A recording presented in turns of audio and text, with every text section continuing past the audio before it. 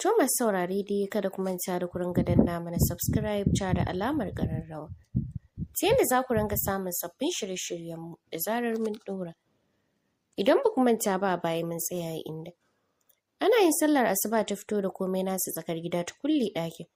Tana jiran gari ya fara haske su tafi. To a nan muka tsaya yanzu kuma za mu ci gaba. Aisha da take jin ta tamkar mai cuta ta kama hannunta. Cikin muryar da ta ci kuka ta ƙoshi ta ce, don Allah inna mu koma wurin danginmu, kar mu kuma zuwa inda ba mu da alaƙa da su a wulaƙanta mu. Hawaye mai zafi ne ya zubo daga idon inna. Cikin raunin murya mai tattare da ɗimbin damuwa ta ce, duk abin da kika ga ya koro ɓera daga rami ya faɗa wuta, to ya fi wutar zafi. Ban taɓa tunanin rayuwa za ta zo mini a haka ba. Ban taɓa tunanin zan bar rayuwa a cikin 'yan uwana da dangina ba. Amma wani dalili mai ƙarfi ya sa na aikata haka.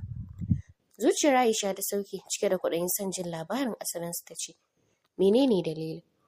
Ke ce, ni kuma inna, me ya faru da ni? Ta tabbata gaskiya ne baba malam ba shi ne mahaifina ba? Cikin kuka inna ta ce gaskiya ne ba shi ba ne. Rintse ido Aisha ta yi cikin tsananin tashin hankali. Duk da zuciyarta ta daɗe da ba ta tabbacin hakan, amma da innan ta ƙara tabbatar mata sai damuwarta akan hakan ta ninku. Domin ko da yaushe cikin fatan inna ta ƙarya mata abin da aka faɗa take yi. Cikin magana da ƙyar ta ce waye mahaifina to? Dan Allah ki sanar mini kar zuciyata ta fashe. Janyo ta inna ta yi ta rungume ta tare da faɗin. Akwai lokacin da nake jira kafin na sanar miki da labarin komai. Ki ƙara haƙuri. Ki kuma sani rayuwa cike take da tarin ƙalubale. Duk halin kuncin da kake ciki wani yana cikin fiye da naka. A kullum ina faɗa miki ki karɓi rayuwa a duk yadda ta zo miki. Duk abin da kika ga ya same ki rubutacce ne daga Ubangiji tun fil azal. Ki kasance mai gode wa Allah a duk halin da kika tsinci kanki a ciki. Duk wannan abubuwan da suke faruwa za su wuce su zama tarihi wata rana da yardar Allah. Dukkan tsanani yana tare da sauƙi. Mu ci gaba da addu'a kawai. Daga mata kai ta yi ta da ƙara damƙe hannunta a cikin nata. Cikin sanyin murya ta ce, ke ce komai na rayuwata inna. Kin sha wahala sosai a kaina. Allah ya biya ki da gidan aljanna. Ina son ki fiye da kowa da komai a duniyan nan. Murmushi inna ce mai haɗe da hawaye ta ce babu wahalar da nake sha a kanki. Ki daina faɗar haka. Jan majina Aisha take yi ta ce, wataƙila da ke kaɗai kika zo garin nan. Babu ne, ba za a yi miki cin fuska kamar wanda ake yi miki yanzu ba. Kawai inna ta ce, ta da sauke numfashi. Tashi mu tafi, na ga garin ya fara haske. Wai ina za mu je? Kano, gurin innar Ma'u. Idan muka sauka a tasha zan nemi waya na biya kuɗi a kira mini ita, tunda muna da lambar ta. Numfasawa Aisha ta ce, amma inna, sai nake ganin kamar idan muka je za mu ɗora musu nauyi ne. Inna ta ce ba zaman dindindin za mu yi a gurinsu ba. Gidan aiki zan nema ko wanke-wanke da shara da wankau ne. Na dinga yi ana biya na. Ko a washegarin ranar da muka je na samu gidan aikin sai mu tafi. Ajiyar zuciya Aisha ta sauke ta ce Allah ya sa a dace. Inna tana miƙewa ta ce amin. Sai da suka daɗe a tasha kafin mota ta cika su ɗauki hanya. Kallon ƙarshe inna ta yi wa garin Kumariya cikin wani irin yanayi. Ranar da ta zo garin ce ta faɗo mata a rai. Aisha ta rasa me yasa ta ji zuciyarta wani iri. Ta daɗe tana fata da addu'ar Allah ya kawo ranar barin su garin. Amma kuma ga ranar ta zo, ta kasa yin farin ciki. Sai ma faɗuwa da ta ji gabanta yana yi. Kwantar da kanta ta yi a jikin inna tare da limshe idanta. Cikin kulawa da ƙauna, inna ta ɗora hannunta a bayanta. Ta ƙara shigar da ita cikin jikinta. Ƙarfe 10 na safe suka sauka a garin Kano, a tashar Kano Line. Sai a lokacin inna ta tuna ko sunan unguwarsu innar Ma'u ba ta sani ba. Direban da ya tuƙo su ta roƙa ya ba su aron wayarsa ta kira ta. Bayan ya ba ta suka lambar ta kira aka ce a kashe. Ƙara kira ta istin nan ma switch off. Jiki a sanye ta miƙa masa wayarta da yi masa godiya. Ta kama hannun Aisha suka fara tafiya. To yanzu inna ina za mu je?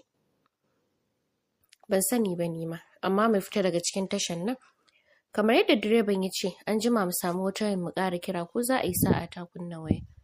Yanzu kasuwar da ake siyar da wayoyi kawai zan je. Zan ce ɗan sau ya kai mu. Tunda da kuɗaɗe a jikina gara na siyi ƙaramar waya kawai. Kan na rasa mai bani aron ta kira. Cikin gamsuwa Aisha ta ce ya fi kam. Wani mutumi inna ta tambaya inda za su bi su samu motar zuwa kasuwar sayar da waya. Ya ce musu tsallaka titi za su samu. Godiya ta masa ta da ƙara damƙe hannun Aisha. Ganin titin babba ne. Sun hau kan titin kenan aka ba wa ɓarin da suke hannu. Kasancewar ba ta saba da ganin motoci na gudu akan titi haka ba. Duk sai ta ruɗe. Ta rasa gaba za ta yi ko baya. Sai ta tsaya can ta kasa ɗaga ƙafafunta. Ga hon da ake musu duk ya ƙara ruɗar da ita. Duk yadda ya so ya taka birki kafin ya ƙarasa inda suke amma abin ya ci tura. Saboda tazarar da ke tsakaninsu babu yawa. Jin sun tsaya Aisha ta buɗe baki za ta yi magana. Amma bugar da motar ta da cille da ita gefe ya hana ta magana. Cikin matuƙar tashin hankali dattijin ya taka birki. Ta da buɗe mota ya fido a ruɗe yana faɗin inna lillahi wa inna ilaihi raji'un. Duk wani mai abin hawa da ke gurin tsayawa ta da fitowa a hankali tashi. Inna da ke kwance ba ta motsi saboda taka gefen kanta da tayar motar ta yi aka fara janyewa. Ganin jinin da ke zuba ya ƙara tayar da hankalin wanda ya bige su. Ba tare da ɓata lokaci ba aka zuba su a cikin motar mutum. Wani ɗan karota ya shiga front seat. Suka tafi zuwa asibiti, polis da aka kira su a lokacin na biyu a bayansu. Wani babban private hospital da ke kusa suka je. Cikin gaggawa aka karɓi su Aisha aka yi emergency room da su. Ƙarshen tashin hankali mutumin nan ya shiga. Dan gani yake kamar gazawar shi ce accident ɗin ya faru. Ya kasa zaune ya kasa tsaye sai kaiwa da komowa yake. Cikin ransa yana kiran sunan Allah. Tare da addu'ar Ubangiji ya tashi kafaɗinsu. Bayan wani lokaci wani likita ya fito daga ɗakin da su inna suke. Da sauran mutumin ya nufe shi tare da faɗin Dr. Yaya. Suna raye dai dukansu ko? Daga yanayin fuskar likitan ya san da matsala. Hakan ya ƙara tsananta bugun zuciyarsa. Cikin son kwantar masa da hankali likitan ya ce, yarinyar babu abin da ya same ta, buguwa kawai kanta yi. Mun yi mata duk abin da ya dace. Yanzu ta samu bacci sakamakon allurar da muka mata. Gaggarfar ajiyar zuciya yi sauki ta da faɗin alhamdulillah. Ita kuma matar fa. Cikin damuwa dokto ya ce sai haƙuri. Alhaji, ita Ubangiji ya karɓi abarsa. Tamkar sauka a rado, haka kalaman likitan suka daki zuciyarsa. Yadda ya ƙura likitan ido za ka yi zaton suman tsaye. Bakinsa da ke rawa alamar yana son ya yi magana amma ta ƙifta shi zai baka tabbacin bai suman ba. Ganin halin da yake ciki likitan ya kama shi ya zaunar da shi a ɗaya daga cikin kujerun da ke reception ɗin. Take it easy Alhaji, komai muƙaddari ne daga Ubangiji. Likitan ya faɗa cikin rarrashi. Numfashi ya sauke cikin sanyin murya kamar wanda ya ci kuka ya ƙoshi ya ce Doctor, Police ku ƙara duba ta. Wataƙila dogon suma ta yi za ta farfaɗo. Girgiza kai likitan ya ce ba a mutuwa a dawo ai. Sai da muka tabbatar ta mutu sannan muka fito don mu sanar maka. Ka yi haƙuri ta da yi mata addu'ar ganawa ga Ubangijinta. Lafiya. Allah ya sa mu dace. Ya kare shi maganar ta da barin waje. A raunani ya ce, Allah ya ji ƙanki, ya gafarta miki. Ya daɗe yana jin abin a cikin ransa. Samkar mafarki haka yake kallon al'amarin. Bai taɓa tunanin cikin ƙaddarorin rayuwarsa akwai sanadin ran wani ba. Cikin mutuwar jiki tamkar wanda aka yi wa mugun duka. Ya lalubo tsadaddiyar wayar sai ya latsa tare da karawa a kunne. Kyakkyawar farar mace ce doguwa yar dama-dama. Zaune a wani rantsitsin falo tana kallon Sunna TV. Kyawawan idanuwanta sanye cikin farin gilas ɗin da ya ƙara haska ƙawatuwar fuskarta. Wayarta da ke gefenta ce ta fara vibration. A hankali ta kai hannunta da ya sha jin lalle ta ɗauki wayar. Ganin sunan mai gidanta na yawo akan skarin ɗin wayar. Ya sa mamaki bayyana akan fuskarta. Saboda sanin da ta yi idan ya fita baya amsa kira. Ko shi ya kira a irin wannan lokacin. Sai da wani babban dalilin. Numfashi ta sauke ta da ɗaga kiran ganin yana ƙoƙarin katsewa. Ta kare a kunne ta da yin sallama. Cikin kama lalliyan murya mai tattare da nutsuwa. Doctor, ya ambata cikin matuƙar raunin murya. Gabanta ne yanke faɗi. Dan daga jin muryarsa kamar ta wanda ya tashi daga bacci ko ya ci kuka ya ƙoshi. Ta san ba ƙalau. Na'am, Nurul Qalbi. Lafiya na ji muryarka haka? Ta tambaya a hanzarci. Numfashi ya sauke ya ce, babu lafiya Doctor. Ina asibiti yanzu haka. A ruɗe ta ce subhanallah, me ya faru? ki zo kawai, maganar ba za ta yi a waya ba. Ƙara shiga cikin rikici ta yi cikin ƙarfin hali ta ce oke ga nan zuwa yanzu. Wani asibitin ne? Fada mata yi sannan ya katse kira. Mintuna kalilan suka ƙarasa asibitin. Saboda gudun da ta ce direba ya yi. Cikin sassarfa ta ƙarasa emergency ward ɗin. Hango mai gidan nata zaune cikin ƙoshin lafiya. Ya sa da sakin ajiyar zuciya mai ƙarfi. Kasancewar kansa yana ƙasa ya sunkuya. Bai san da isowarta ba. Sai da ta zauna a kusa da shi sassanyen ƙamshinta ya bugi hancinsa. Sannan ya ankari ya ɗago kansa. Ganin yanayin mijin nata ya sa damuwar ta ƙaruwa.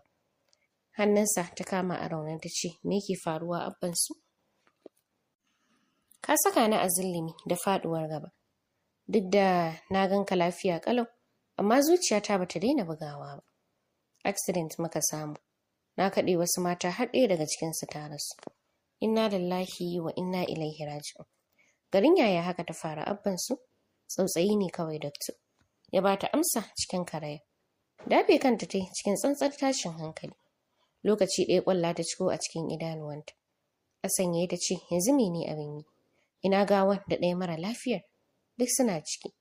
Da jira nake yarinya ta farfado sai a tambaye ta daga inda suke. A kai gawar can. Na kira Khalifa da Alhaji Abubakar duk na sanar musu. Na san yanzu haka suna hanya insha Allah. Gida kai ta yi ce, amma mu fara karɓar gawar mu kai can gida. Idan muka jira sai yarinyar ta farfado za a ɗauki ta. Tunda bamu san tsawon lokacin da za ta ɗauka. Haka za a yi. Cikin sauke numfashi mai tattare da damuwa da ce mu je mu ga yanayin jikin yarinya. Bai ce komai bai miƙe ya nufi ɗakin da ya ga an shiga da Aisha. A kwance suka tarar da ita an saka mata da rufe hannunta. Cikin tsananin tausayawa dakto ta ƙarasa ta shafa fuskarta. Tare da yi mata addu'ar samun lafiya.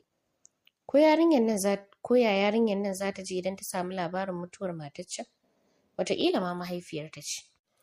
Abba ya faɗa a raunani. Kallon shi Umma ta yi ta ce, haƙuri za ta yi haka Ubangiji ya ƙaddaro. Girgiza kai Abba ya ce, haka ne, Allah ya sa mu dace. Amin, mu ƙara samu gagawar matar. Miwa likitocin maganar tafiya da ita. Yadda kai Abba ya ce, ya kamata a samu mai zama tare da yarinya. Bai dace mu bar ta ita kaɗai ba. Matsalar babu komai a tare da su wanda za mu samu information na inda suke ko nambar wani nasu. Don ko waya ba a gani ba a tare da su. Numfashi Ummi ta sauke ta ce, zan zauna da ita har zuwa lokacin da za ta samu lafiya. Ajiyar zuciya ya sauke ce, na gode sosai dakto da wannan karamcin naki. Allah ya saka da alkhairi. Tana miƙewa ta ce, babu godiya tsakanina da kai mijina. Ko da wanda ban sani ba ne zan iya yin jinyar shi idan ba shi da me yi masa. Balle wannan da alhakin hakan yake kanmu. Duk abin da ya shafe ka, ai ya shafe mu. Cikin jin daɗi ya ce, Ubangiji ya miki albarka, ya biya ki da gidan aljanna. Idanunta akan Aisha ta amsa da amin. Cikin awa ɗaya aka ba su gawar inna da kanta ke ta zubar da jini. Har lokacin Aisha ba ta farka ba. Haɗaɗɗen bedroom ne wanda ya tara komai da ake buƙata ga kowane bedroom. Duk da girmansa bai hana mun sharar lokutar matar da ke bacci akan linsume mangada da ke cikinsa cika shi ba. Da ƙarfi wata farar budurwa da ke sanye da ƙananan kaya ta turo ƙofar ɗakin ta shigo. Ba tare da sallama ko neman izini ba. Momi, shi ne abin da take furta a cikin yanayin razana. Ganin bata ko motsa ba, ta hau kan ganin ta da jijjiga ta. Tana ci gaba da kiran sunanta. Hakan ya sa matar motsa ta da bude idonta a firgice. A tsawace ta ce, Baby, baki da hankali ne ke min irin wannan tashin? Shagwabe fuska ta ce, abu fa na zo na faɗa miki. Menene ta faɗa cikin hamma? Abba ne na ga sun shigo da mutum shi da ya Khalifa a lullube. Alamun dai gawa ce kuma kamar accident aka yi. Sai zubar da jini ta. What? Ta faɗa cikin ƙaraji ta da tashi zaune. Ina kika ga sun yi? Fat ɗin Abba suka shiga. A ruɗe ta hantsilo daga kan gadon bayan ta damƙi ɗan kwalinta. Ta fice daga cikin ɗakin. Cikin sauri. Tamkar magen da ta hangi ɓera. Yadda ta shiga falon Abba a hargitse ya sa su daga kai dukkansu a tare suka kalle ta. Idanunta akan Abba ta ce, Alhaji, waye ya rasu? Gawar waye wannan? A sanye, Abba ya ce accident muka samu na kaɗe wasu mata za su tsallaka titi. A ciki ɗaya ta rasu. Ajiyar zuciya ta sauke ta da yatsa na fuska ta ce, amma saboda Allah maimakon ka nemi 'yan uwansu ku kai gawar can gurinsu shine za ka kawo ta gidan nan? Nan ɗin ma ba ɗakin mai gadi ko gisum ko base quarters ba, sai cikin faɗinka a falonka. Saboda kawai ka faɗar mini da gaba ka sa hankali na ya tashi. Tun da ka fi kowa sanin ɗana yana wata ƙasa, kuma ya ce a cikin satin nan zai dawo. Ai sai na yi tunanin ko shi ne ya taho suka yi accident a hanya. Gaskiya baka kyauta mini ba. Baki suka saki suna kallon ta cikin tsananin mamakin maganganunta. A tausashi Abba ya ce, Saratu, gawa ce fa a gabanki amma ke wannan maganar mara kan gado. Duk mai guntun imani a zuciyarsa, idan ya ga gawa sai ya rasu na koyaya ne. Gawar ta ubana ce? Ta faɗa kanta tsaye. Amma ai ta ɗan uwanki musulmi ce ko? Abba ya faɗa cikin ɓacin ran da yake ƙoƙarin dannewa. Bata fuska ta yi sosai ta ce, ka tofar da yawun bakinka don ni talaka ba ɗan uwa ba ne. A gurina kar ka ƙara danganta ni da su. Ce miki aka yi talakawa ne? Idan ma su ne, su ba mutane ba ne? Sai an faɗa mini zan sani? Tunda ka ce za su tsallaka titi da ƙafafunsu. Ai talakawa ne. Tunda ba su da arzikin hawa mota. Abba bai kuma magana ba saboda tsantsan ɓacin rai da takaicin halin matar tasa.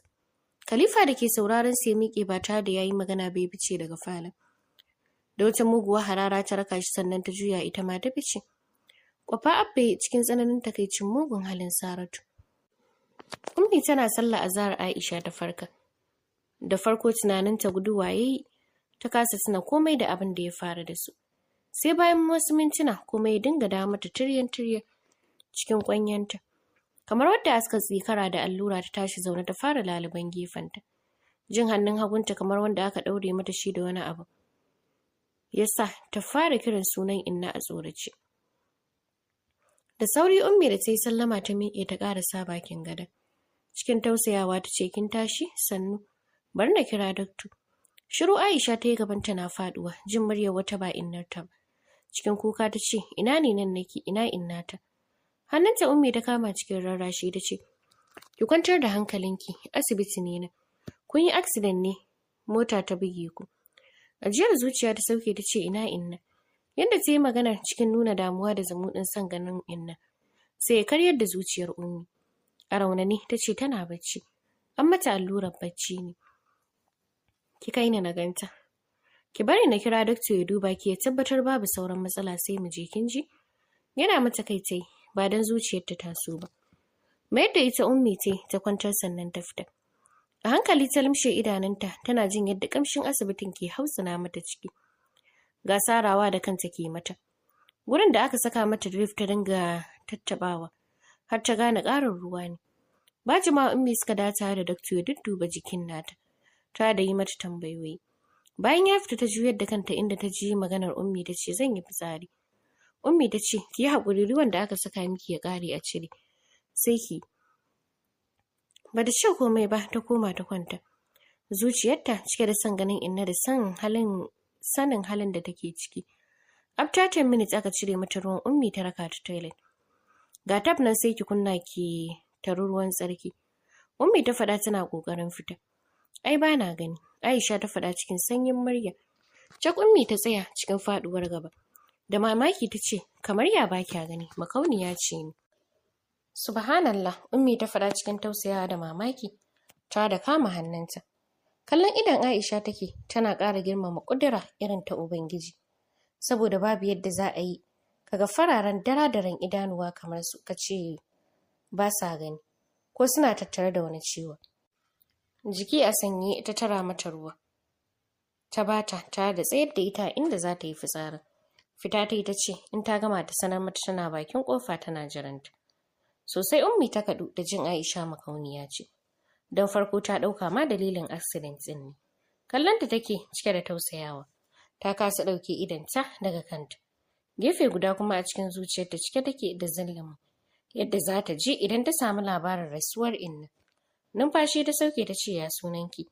Aisha da zuciyar take buga ta ce Aisha. Ayya, ashe mama na ce ki. Yaya kuke da innar taki? Baba ta ce. Yadda kai Ummi ta yi za ta kuma magana wai ta fara ringin. Ɗauka ta yi ta duba. Ganin Abba ne ya sa ta ɗagawa. Magana suka yi ta sakanni ya katse kira. After 5 minutes wata nurse ta shigo ta ba su takardar sallama da magunguna. Ajiyar zuciya Aisha ta sauke ta ce, wurin inna za mu je ko? Tana can gidan ma'aikata. Yanzu za mu je ki ganta. Ummi ta bata amsa cikin dakiya. To masu saurare za mu dakata a nan sai mun ƙara haɗuwa da ku a cikin shiri na gaba.